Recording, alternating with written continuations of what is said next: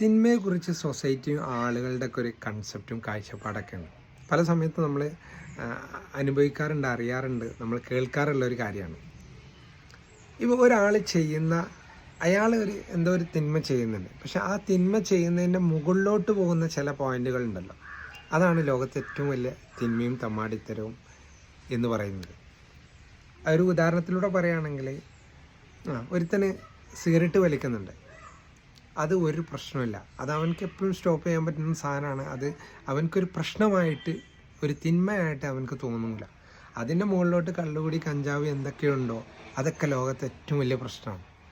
നമ്മൾ ചെയ്യുന്നത് എന്താണോ അത് നമ്മളൊരു ലിമിറ്റ്, ഒരു അളവ് പോലും വെച്ചിട്ട് മറ്റുള്ളവരെ നമ്മൾ എന്ത് ചെയ്യുക, ട്രീറ്റ് ചെയ്യുക, മറ്റുള്ളവരെ നമ്മൾ ഉപദേശിക്കുക, മറ്റുള്ളവരോട് നമ്മൾ സംവദിക്കുക. നമ്മൾ ചെയ്യുന്നത് എന്തും തെറ്റല്ല, അതിന് മുകളിലോട്ട് പോകുന്നത് മാത്രമാണ് തെറ്റെന്ന് കരുതുകയും സംസാരത്തിലൂടെ നീളം അത് വരികയും ചെയ്യും.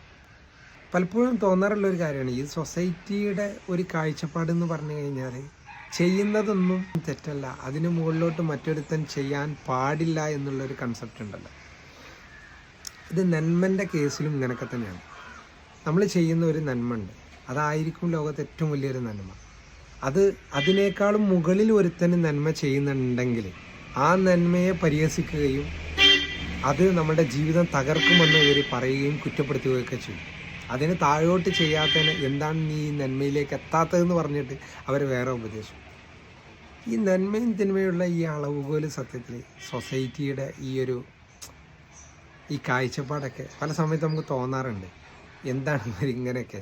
ഇതിന് ശരിക്കും ഡെഫിനിഷൻ ഗോഡ് തന്നിട്ടുണ്ട്, എന്താണ് നന്മ, എന്താണ് തിന്മ എന്നൊക്കെ ഉള്ള ഒരു ഡെഫിനിഷൻ ശരിക്കും ഉണ്ട്. പക്ഷെ ആളുകൾ എന്താണോ ചെയ്യുന്നത് അതാണ് അവരുടെ കാഴ്ചപ്പാടിലുള്ള നന്മയും തിന്മയും.